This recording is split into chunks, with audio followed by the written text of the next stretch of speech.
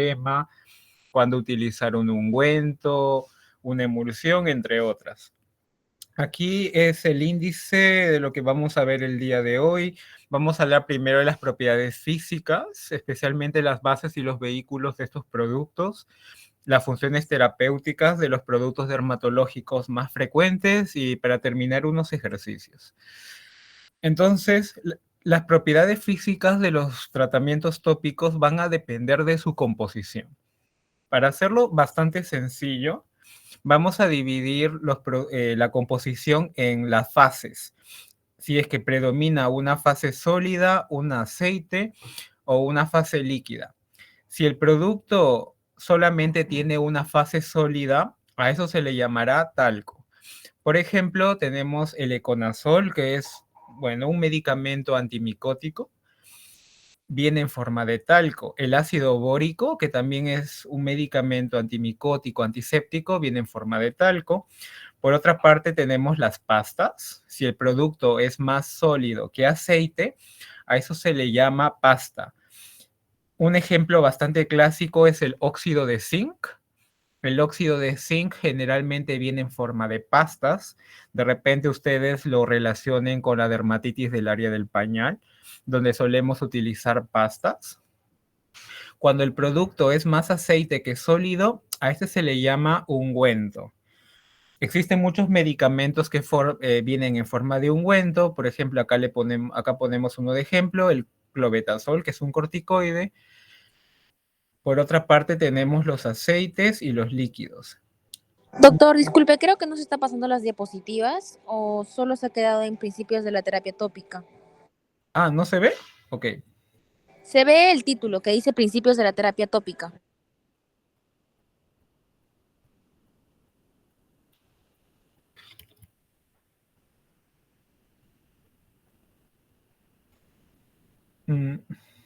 A ver, un momento, por favor.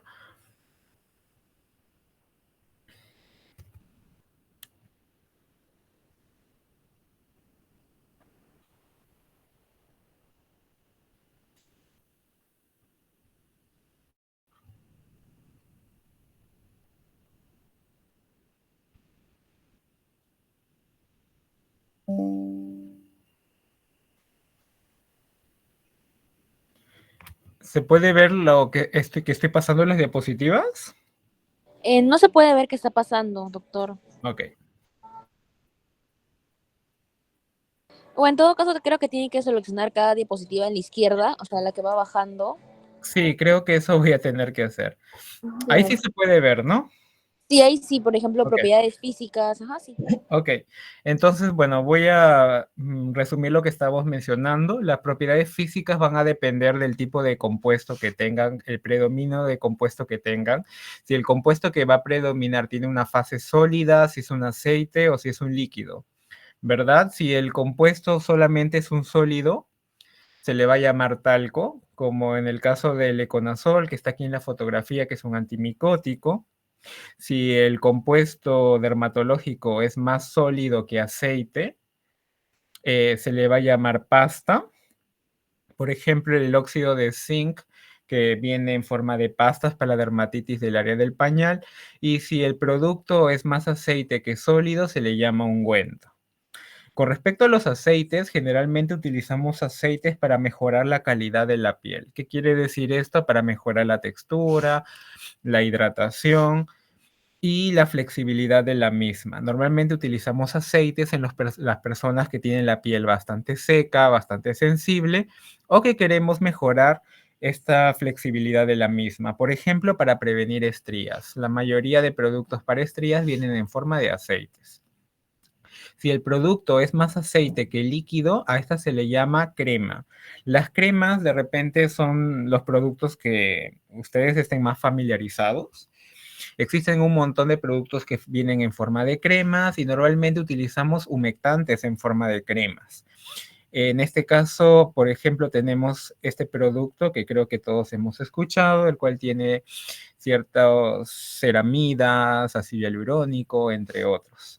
Si el producto es tan aceite como líquido, se le llama emulsión. La emulsión es una crema líquida, por así decirlo. Si el producto es más líquido que aceite, se le llama espuma. Y las espumas generalmente lo usamos para tratamientos capilares.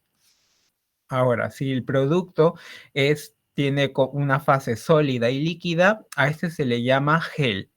Y los geles normalmente lo utilizamos en las personas que tienen la piel oleosa. Todo esto lo vamos a ver en las próximas diapositivas. Esto es como para iniciar el tema de conversación. Entonces vamos a hablar de las propiedades físicas de estos productos. Dependiendo si el compuesto es un sólido o una mezcla de sólido y aceite, entre otros, van a tener diferentes propiedades. Por ejemplo, los productos que son sólidos tienen poca o nula absorción. Y eso es algo bastante importante que lo tengan en cuenta. Por ejemplo, si yo quiero utilizar un corticoide y quiero que el corticoide se absorba, no lo voy a utilizar en forma de talco, no lo voy a utilizar en forma de pastas, porque no se va a absorber. Los productos que son sólidos o que predomina la fase sólida son aislantes. ¿Qué quiere decir aislantes? Que van a aislar la piel de algún factor externo. Es por eso que solemos utilizarlo en la dermatitis del área del pañal. En los bebés, en los pacientes que usan pañal y deseamos utilizar algún producto para aislar la piel de la humedad de la orina o de las heces, solemos utilizar pastas. Lo vuelvo a repetir y esto es bastante importante. Los productos sólidos o los que predominan la fase sólida no tienen absorción, solo son aislantes. Por otra parte, si el producto es un aislante, entonces va a disminuir la pérdida de agua transepidérmica. Por sus conocimientos básicos de fisiología, todos los días perdemos agua por la piel, ¿verdad? Pero en ciertos pacientes con ciertas enfermedades, por ejemplo, no sé si habrán escuchado del síndrome Steven-Johnson, necrólisis epidérmica, en la cual hay una insuficiencia cutánea, el paciente va a perder un montón de agua por la piel. Lo mismo que un gran quemado. Entonces, en ese tipo de pacientes podemos utilizar productos que ocluyan y normalmente utilizamos estos productos sólidos, aceites. Por ejemplo, la vaselina. ¿Qué sucede con estos productos? Al utilizar, por ejemplo, una vaselina en la piel, esta vaselina va a disminuir la pérdida de agua transepidérmica. Asimismo, va a aumentar la temperatura porque va a evitar que se pierda el calor por la piel. Este dato es bastante importante. También, al evitar la pérdida de agua, podemos utilizarlo en los pacientes que tengan la piel bastante seca, como se puede observar en la diapositiva. Otra característica es que son difíciles de esparcir y enjuagar. Son productos bastante pegajosos, así que son poco cosméticos. Normalmente no recomendamos ungüentos en la cara, ni en alguna zona, bueno, visible por esta característica poco cosmética. Lo solemos utilizar, por otra parte, en áreas de piel gruesa, por ejemplo, las palmas, las plantas, el tronco. Una enfermedad bastante importante, por ejemplo, en la psoriasis, utilizamos ungüentos. ¿Y por qué? Cuando ustedes lleven su cursillo de corticoides, ahí les van a recalcar que los corticoides tienen una característica especial. Los corticoides actúan o se potencian por oclusión. ¿Está bien? Si ustedes utilizan un corticoide y hacen algún tipo de oclusión, por ejemplo, colocar alguna bolsa plástica, o lo cubren con algo, es decir, hacen una función de oclusión, el corticoide aumenta su potencia. ¿Y qué mejor utilizar un corticoide en una base ocluyente? Por ejemplo, podemos utilizar ungüentos con corticoides en base de vaselina, aumenta la potencia del corticoide. Es por eso que normalmente los pacientes con psoriasis o con alguna enfermedad donde haya piel bastante gruesa y seca, el uso de ungüentos o productos dermatológicos que tengan fase sólido aceite son de elección, son de mejor uso. Estos son datos bastante importantes, pero como les repito, en el cursillo de corticoides, allá le van a especificar un poco mejor. Por otra parte, tenemos los aceites, aceites líquidos y los líquidos. A diferencia de los productos sólidos y aceites, estos productos tienen buena absorción debido a que tienen una función higroscópica. ¿Qué significa higroscópica? Que atraen agua. Así que tienen propiedades humectantes y emolientes. Son fáciles de esparcir, así que son cosméticos. Normalmente los productos cosméticos, es decir, los productos que recomendamos para el área de la cara, tienen esta composición. Son aceites, aceites líquidos o líquidos. Y normalmente los utilizamos en las personas que tienen la piel seca o una piel normal. También son de elección en las áreas exudativas. Si nosotros tenemos, por ejemplo, algún tipo de eczema en el cual haya bastante exudación o que esté infectado y tenga supuración, el uso de estos productos líquidos o aceites líquidos son de elección, ya que si nosotros utilizamos un producto sólido en alguna lesión exudativa, esta no va a tener una mejor penetración. Asimismo, es de uso en las zonas pilosas, en las zonas del cuero cabelludo, en las zonas vellosas. No vamos a utilizar cremas, ungüentos o talcos, ya que se van a quedar pegados. Solemos utilizar emulsiones, lociones o espumas. Y también es de elección en las flexuras. ¿Por qué? Las flexuras son áreas especiales de la piel, debido a que hay más sudoración, más calor. Así que estos productos líquidos o aceites y líquidos son especiales para esa zona. También es importante recalcar la potencia. Cuando nosotros utilizamos un medicamento en forma de crema, emulsión, loción, aceite o espuma, su potencia va a disminuir o aumentar dependiendo de qué compuesto tenga. Por ejemplo, aquí les he colocado la potencia según la base. Los productos en cremas tienen mejor potencia que las emulsiones, mejor que las lociones y al último la espuma.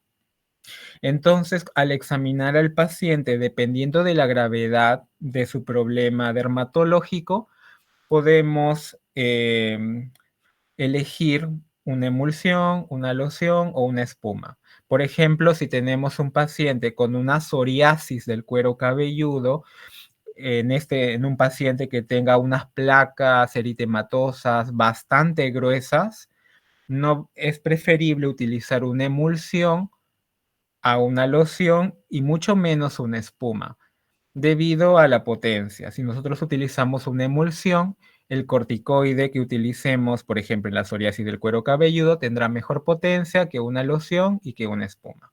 Entonces, esto también es muy importante que lo tengan en cuenta para poder saber elegir qué producto utilizar.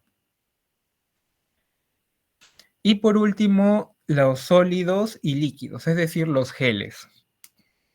Los geles tienen buena absorción. Sin embargo, los geles van a secar dejando una película no oclusiva. Eso quiere decir que no tienen un efecto hidratante. Y esto es muy importante. Normalmente los humectantes raras veces vienen en forma de geles, o si vienen en geles, los mezclas con algún otro tipo de compuesto. Pero normalmente los geles no tienen efecto hidratante. Son muy cosméticos porque son fáciles de esparcir. Y son de elección también en las áreas pilosas, vellosas y también en las zonas oleosas. En las personas que tienen la piel grasosa o la piel mixta, solemos recomendar geles. Un ejemplo fácil de recordar es el acné.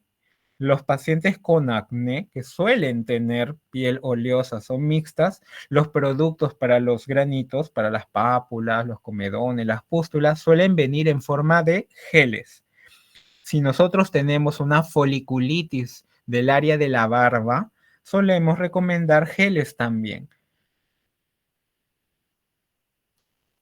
Vamos a hablar de algunas funciones terapéuticas de los productos dermatológicos más frecuentes.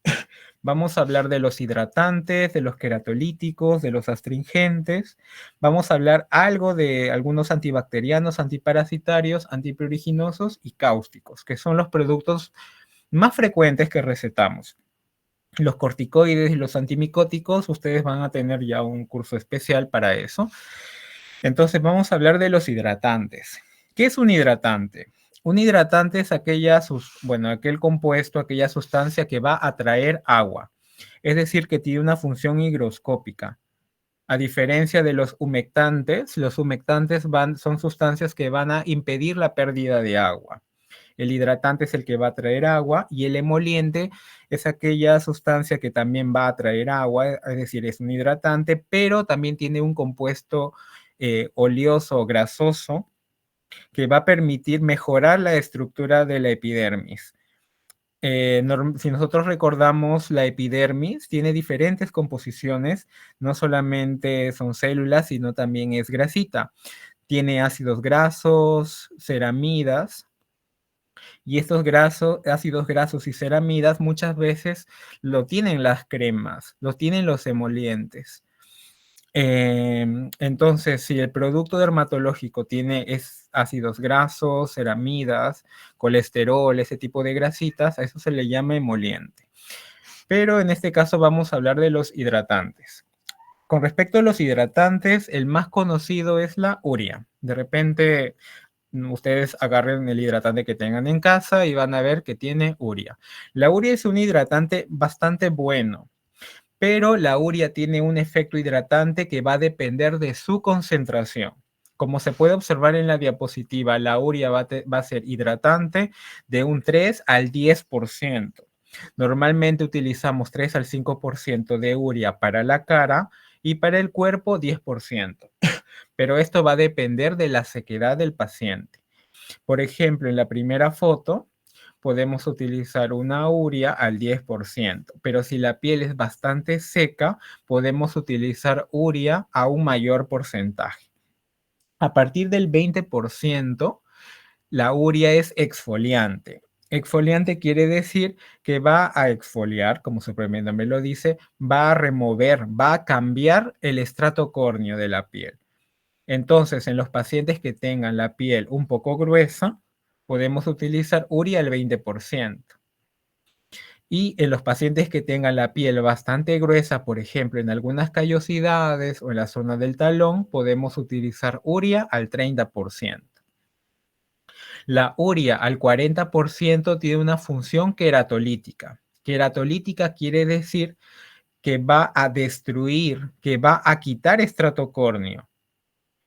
Normalmente utilizamos queratolíticos en los pacientes que tengan zonas de piel bastante gruesa o que haya bastantes queratinocitos o estrato córneo que queremos remover. Por ejemplo, la sonicogrifosis, la sonicomicosis, algunas veces las uñas son tan pero tan gruesas que utilizamos productos a base de urea al 40% para ir destruyendo esa uña gruesa. Acá tenemos otros ejemplos de otros hidratantes. Tenemos el ácido glicólico al 10%, el ácido láctico del 5 al 10% y el ácido hialurónico al 1.5%. De repente el ácido hialurónico es como que el más famoso, el más sonado actualmente, debido a que el ácido hialurónico es un hidratante especial. ¿Por qué? Porque tiene una función higrópica más de 1000 veces que la misma urea. Es decir, es un hidratante superior a la urea. Además, el ácido hialurónico va a actuar a nivel tanto de la epidermis y de la dermis. Como se puede observar en este gráfico, el ácido hialurónico impide la pérdida de agua transepidérmica, mejora la unión intercelular de queratinocito a queratinocito, impidiendo también la pérdida de agua transepidérmica, pero también tiene este efecto que va a ayudar o permitir la síntesis de colágeno. Es decir, también tiene una función a nivel de los fibroblastos. Por otra parte, ya habíamos hablado algo de los queratolíticos, son las sustancias que van a destruir estratocornio, ya habíamos mencionado la urea. También tenemos otros productos como el ácido salicílico, el ácido glicólico y el ácido láctico. El ácido salicílico a partir del 2%, el ácido glicólico, el ácido láctico a partir del 10%. Por ejemplo, ¿en dónde utilizaríamos queratolíticos? ¿Qué enfermedad el estrato córneo o la epidermis hace tan grande, tan gruesa? Las verrugas vulgares. En el caso de las verrugas vulgares, existen productos en los cuales tienen estos compuestos. Como podemos ver en este producto de la línea Casara, el Verruquit tiene ácido salicílico al 15%. Y en este producto, que es el Berruguil callicida, tiene ácido salicílico al 20% y el ácido láctico al 20%. Entonces, estos son compuestos que solemos recomendar, por ejemplo, en las verrugas. Pero en cualquier situación, en cualquier enfermedad donde haya un estrato córneo bastante grueso, podemos utilizar estos queratolíticos en estas concentraciones. Por ejemplo, otros queratolíticos, el mismo ácido glicólico y el ácido láctico, pero a partir del 10%. Una marca bastante conocida, el Amlactin, el cual es ácido láctico al 15% y normalmente lo recomendamos en los pacientes con ictiosis. A ver, pasemos a otro tema, los astringentes. ¿Qué es un astringente? Un astringente es un producto que va a ayudar a secar. Astringente significa secar, un producto que va a secar que va a secar lesiones exudativas. Por ejemplo, ¿qué lesiones exudativas? Eczemas agudos, piel macerada, entre otros. Los más conocidos son el sulfato de zinc, el acetato de aluminio o la famosa solución de buró y el permanganato de potasio, que viene en sal tópica pero se tiene que diluir. El permanganato de potasio actualmente no se encuentra fácilmente debido a que es una sustancia que, bueno, se utiliza en forma ilegal, así que normalmente recomendamos, o es fácil de encontrar en las farmacias, el sulfato de zinc y la solución de buró. ¿Cuál es la diferencia del sulfato de zinc y la solución de buró? Y esto es muy importante. Es que la solución de buró es un astringente, pero también es un antiséptico. En cambio, el sulfato de zinc solamente es un astringente, no tiene una función antiséptica. Por ejemplo, tenemos en este caso, en esta fotografía, una tiña pedis intertriginosa o un pie de atleta. En el caso de este paciente que tiene el pie de atleta, la tiña pedis intertriginosa, la piel está bastante macerada. Como la piel está bastante macerada, muchos de los tratamientos tópicos, por ejemplo, los medicamentos antimicóticos en crema, no van a ayudar. Así que una forma de solucionar esto es utilizar un producto astringente para que seque la lesión y posteriormente utilizar una crema. Por ejemplo, podríamos utilizar sulfato de zinc con esta dilución y posteriormente alguna crema tópica antimicótica, por ejemplo, un econazol o un clotrimazol, bueno, en fin. Por otra parte, en esta fotografía tenemos un impétigo. El impétigo es la infección superficial por el estafilococo. En este caso, hay una infección de por medio. En este paciente es más recomendable utilizar solución de buró porque además de mejorar la humedad, la exudación, además que va a secar la lesión, tiene una función antiséptica. Entonces tengan en consideración estos productos que les va a ayudar, recuerden, en las enfermedades exudativas, eczemas, piel macerada, entre otras. Vamos a hablar de algunos antibacterianos de uso común. Por ejemplo, la mupirocina y el ácido fusídico. Son antibacterianos que ustedes van a encontrar en cualquier lugar del Perú, inclusive sean puestos de salud o MINSA. Entonces, dentro de estos antibacterianos, la mupirocina y el ácido fusídico, como ustedes lo pueden ver en la diapositiva, su función principal es a nivel de los estafilococos. Está bien, si ustedes sospechan de alguna enfermedad el cual sea producida por estafilococo, pueden utilizar mupirocina o ácido fucídico.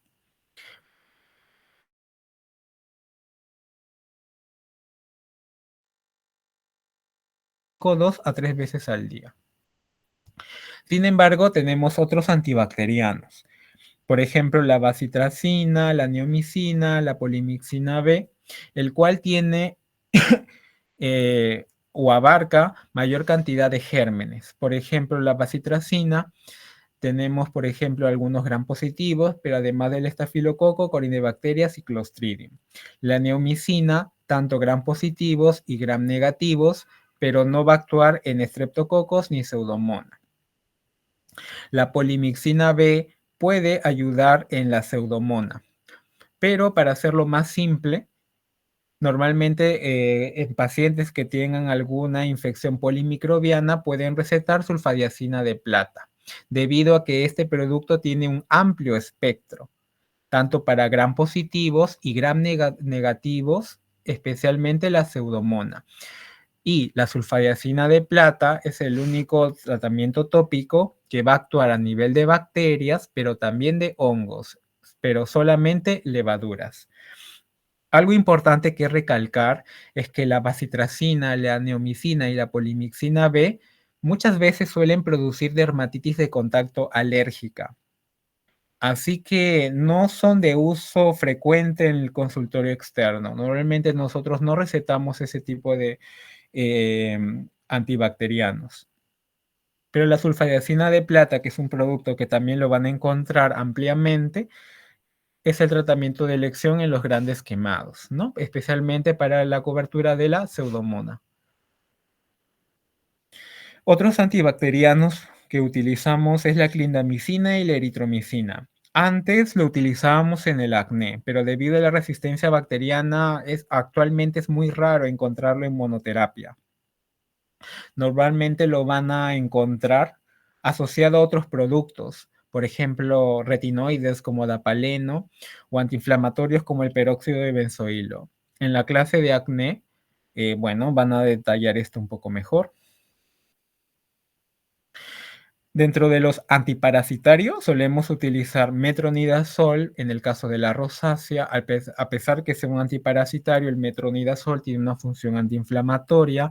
La ivermectina lo podemos encontrar, por ejemplo, de esta marca bastante conocida, Solantra. La ivermectina, que también es un antiparasitario, también es un antiinflamatorio, así que lo solemos recetar en la rosácea también. La permetrina, que es el tratamiento de elección de la escabiosis, como podemos observar aquí en esta foto.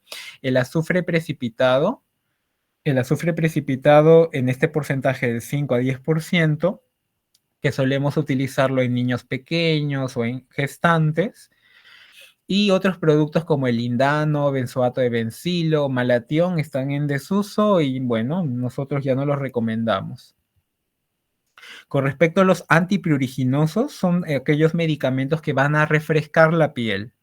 Si el paciente, por ejemplo, tiene alguna enfermedad que predispone picazón de cuerpo, por ejemplo, algún tipo de carcinoma de cabeza de páncreas, si tenemos un linfoma tipo Hodgkin, en el cual hay algún prurito paraneoplásico, prurito gestacional, de repente por colestasis, bueno, cualquier condición que dé picazón, podemos recomendar algún producto antipruriginoso. Dentro de los productos antipruriginosos usamos el mentol, el alcanfor y la calamina.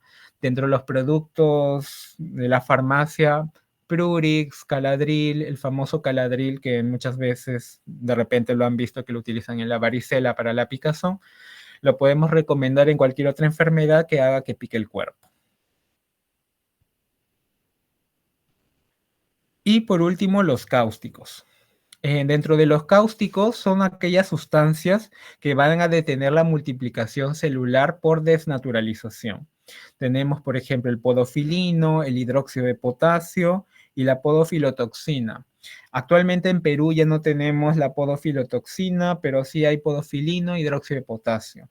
El podofilino, a partir del 10%, lo podemos utilizar para las verrugas virales, normalmente lo utilizamos en las verrugas genitales. Y el hidróxido de potasio del 5 al 10% lo solemos recomendar en el molusco contagioso. Acá he puesto algunos ejercicios. Por ejemplo, tenemos esta paciente que tiene un diagnóstico de dermatitis infectiva. La dermatitis infectiva es una enfermedad producida por el virus HTLV1. Este virus HTLV1 produce una inmunosupresión a nivel de la piel, haciendo que predomine la infección del estafilococo. Los pacientes con dermatitis infectiva suelen ser niños, en los cuales van a tener lesiones eczematosas muy exudativas e impetiginizadas por la colonización del estafilococo, y suele aparecer en el cuero cabelludo, a nivel de las orejas, en las flexuras, como en el cuello, en las axilas. En este caso, en un paciente con dermatitis infectiva, ¿qué vehículo, qué base utilizaríamos? ¿Alguien desea opinar?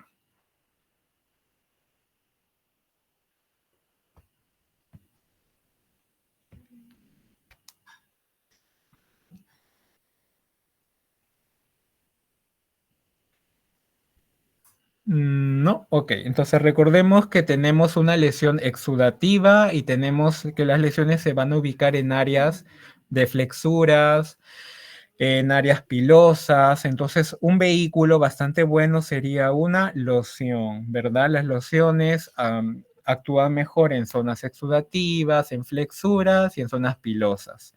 Por ejemplo, lo que nosotros recomendamos en la dermatitis infectiva, primero es un producto secante, un producto astringente, una solución de buró que viene en forma de loción, y posteriormente lociones tópicas. Ok, por ejemplo, tenemos un paciente con psoriasis, tenemos estas placas eritematosas, descamativas, con esa escama gruesa. En este caso, al ser un paciente con una piel bastante gruesa, solemos recomendar ungüentos. Los corticoides en ungüentos, especialmente los pacientes que tengan psoriasis con lesiones bastante gruesas, un corticoide en ungüento es de elección, debido a que recuerden que los ungüentos funcionan por oclusión y el corticoide aumenta su potencia. Este también ya le hemos hablado un poco, pacientes con acné. Los pacientes con acné suelen, no siempre, pero suelen tener la piel grasosa, la piel mixta. Así que los productos que solemos recomendar son geles. Los geles bastante cosméticos, así que la cara queda perfecto. Los pacientes que tienen la piel grasosa, al utilizar geles no les molesta porque se absorben bastante rápido. Entonces, por ejemplo, podríamos utilizar productos a base de geles, adapaleno, clindamicina. Esto ya lo van a ver en las clases de acné, que suelen estar formulados en forma de geles. Y por último, tenemos este caso de un impétigo. Recordemos que un impétigo es producto de la infección del estafilococo y son lesiones vesiculares, pero también hay costras amarillentas, bien exudativas. En este caso, ¿qué tratamiento tópico usaríamos? Normalmente recomendamos primero una solución secante, en este caso la solución de buró, ya que es una solución astringente, secante, pero también antiséptica. Después de utilizar el producto de la solución de buró, podríamos utilizar ya algún antibacteriano, por ejemplo, la mupirocina o el ácido fusídico. Normalmente lo que hacemos en la práctica clínica es el astringente más un tipo de crema antibiótica que suele encontrarse en cualquier farmacia. Si nosotros utilizamos directamente una crema antibiótica en esa área bastante exudativa, muchas veces la crema no va a poder penetrar muy bien. Recuerden que las cremas, los productos que son más sólidos o que son muy aceitosos, no penetran bien en las áreas exudativas. ¿Alguna pregunta? ¿Todo está claro o hay algo que no lo esté?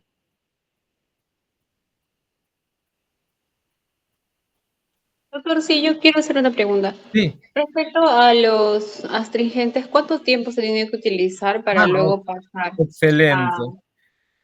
Normalmente lo dejamos 3 a 5 minutos en compresas. Eso quiere decir que el paciente hace la dilución y con unas gasitas lo sumergen en en la dilución, lo colocan como compresas.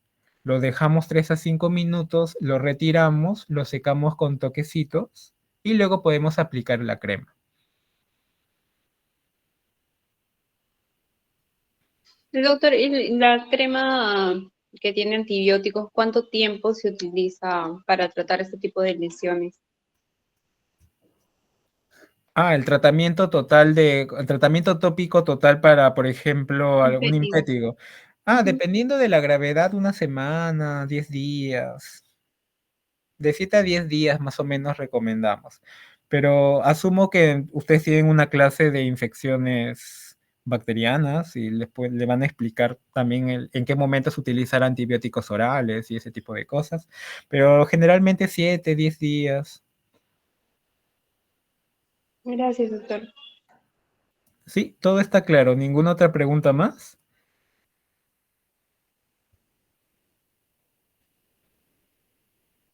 No funcione o no hay adherencia por el paciente. Bueno, entonces sería todo por ahora. Las diapositivas posteriormente yo les estaré enviando.